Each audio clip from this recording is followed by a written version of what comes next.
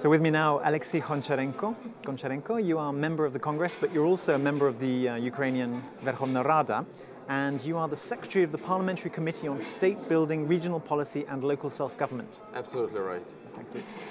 Can you tell me what's the situation today concerning guarantee of local autonomy and democracy, which is foreseen, of course, in the Constitution? It's a very important question for us because Ukraine now is on the way of dramatic changes and very ambitious plan of reform, and decentralization and developing of self-governance on the local level is one of the crucial points of this plan. We already adopted during the 4 months, because our new parliament, which I have an honor to be a member, was elected in the end of October and began to work in the beginning of December of last year. So for less than 4 months we did quite a lot. I can say you that I think it's like, a real breakthrough, because we adopted the law on the basis of regional policy. Absolutely European one. We prepared it together with the European mission of European Union to our country. And according to this law, till the end of the year, all regional councils will prepare and adopt regional plans for development, and it will be for the first time in our country. Secondly, we organized State Fund for Regional Development with absolutely transparent formula of distribution of funding between regions.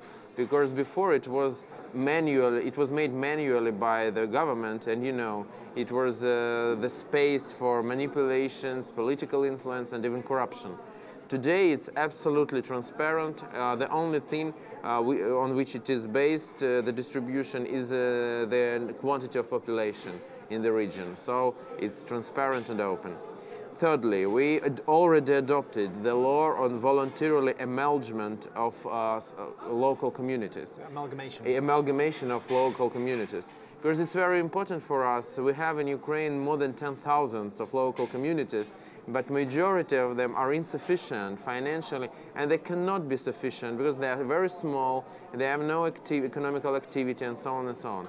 So now we made this law, and the process of amalgamation is already on the way. And we hope that we will move from more than 10,000 to near 2,000, less than 2,000 local communities, but these communities will be self-sufficient if financially independent. It's very important for us. So they'll gather taxes locally? Yeah, absolutely. And this is the third position, that we made budget and tax decentralization. It is also already made. For example, now local governments will receive 10% of income tax, income of companies tax, which means that they will have a stimulus to work with businessmen, to attract investors, to receive this money in their budgets. Like always, possibilities means responsibilities. In numbers, I can tell you that this year, local governments in Ukraine, local communities, will receive plus €1 billion comparing to the last year for their own responsibilities because of the changes in laws which we already made. For Ukraine, €1 billion is a big sum. You know that we are in war and we are under aggression of Russian Federation. Some of our territory is occupied, and you talk about Crimea and some districts of eastern Ukraine. But when we are saying this, we speak only about 5% of our territory. Because it's interesting, when I am talking with people in Europe, they think that, the war is happening in all our country. But Ukraine is very big. We are bigger than France, we are bigger than Germany, we are bigger even than the United Kingdom. We're the second biggest country on the continent. And all these war and problems which are happening, it's only 5% of territory. And the rest, 95%, are calm, peaceful, and we want to do anything we can to develop them. Let's come back to local and regional subjects now, and looking at the question of protection. About constitution, and you asked me about constitution. Yeah. Well, no, I'm very interested in the reform process within the context of reform of the constitution and the initiatives that are being taken.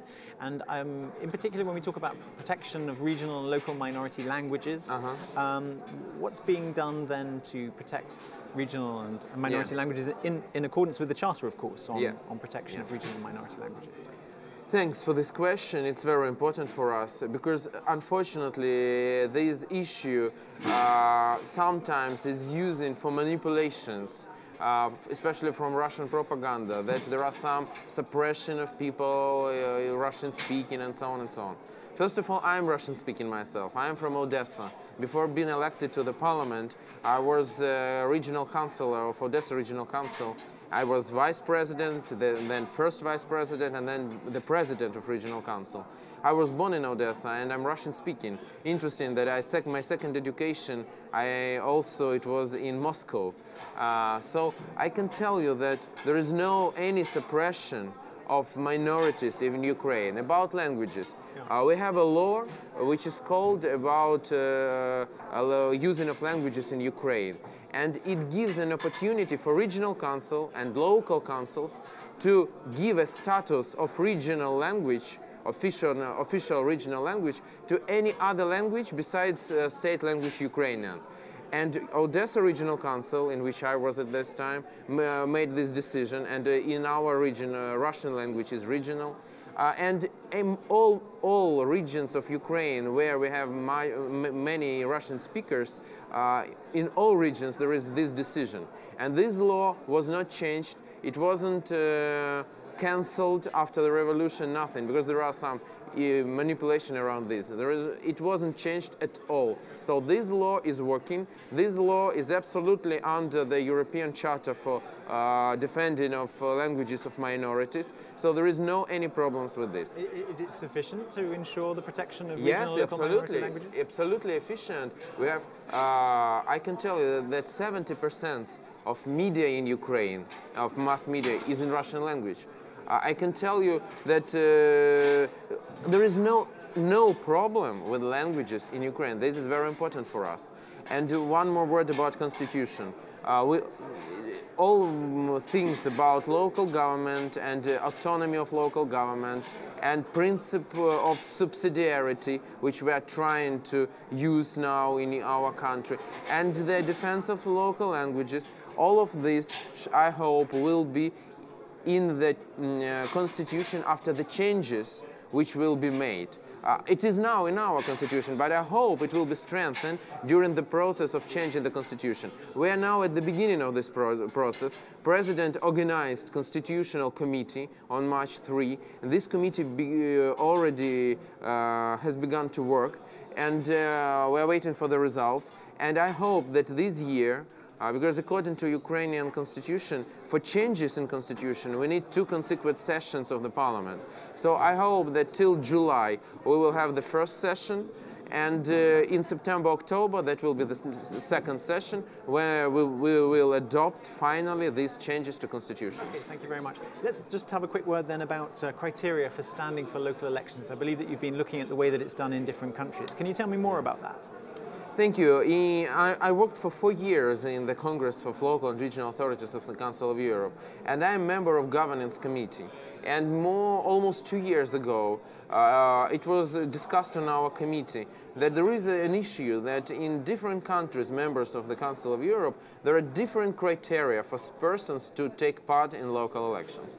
And we found that it would be great to make some research to summarize all of this and to make recommendations to our member countries how it can be improved in their countries. So I'm one of 2 reporters on this issue. We were working almost 2 years on this, and tomorrow we will have a final of this work, and I'm very happy because of this, and I'm waiting for tomorrow. Some examples, what we did. For example, age question.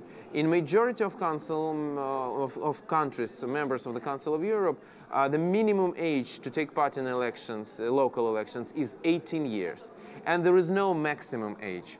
But in some countries, for example, Turkey, it's 25 years. Russian Federation is 21 years. For example, in Germany, in some parts of Germany, if a person wants to be elected as mayor, he or she cannot be more than 67.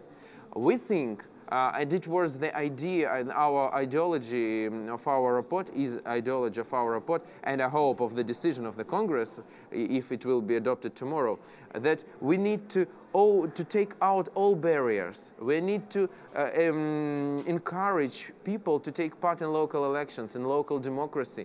So we need to have the minimum requirements. So 18 years is absolutely enough, as we think, to take part. We think that there is no real need in making, you know, the maximum age, because people are different. Some people at 70 and 80 years are so active and bright, so that you can, you know, struggle in this with the young people. So this is about age. The second thing is about, for example, financial questions and signatures, because in some countries there are strict things about that if person wants to take part in local elections, he should pay some deposit, he or she should sign, should collect signs of people who are living there, signatures, and so on and so on. Also, our recommendation is make minimum barriers, because we want to see people taking part in the elections, standing for elections and voting, because we think this is the basis of local democracy. Thank you very much, Mr. Goncharenko. Thank you very much.